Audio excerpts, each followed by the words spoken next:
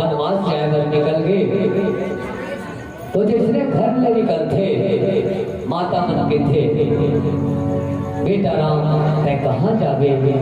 कैसे करबे कहा थे कहाँ जावे कहाँ जावे कहाँ जावे ना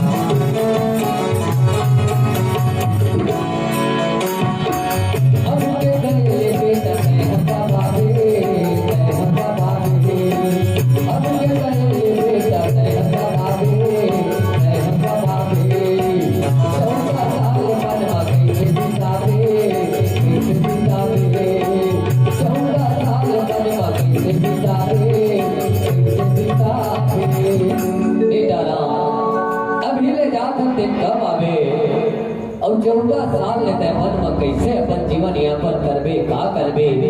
ऐसे के प्रभु श्री राम या माता मन कहा थे एक कहां रहिबे कहां रहिबे कहां रहिबे कहां रहिबे कहां रहिबे कहां रहिबे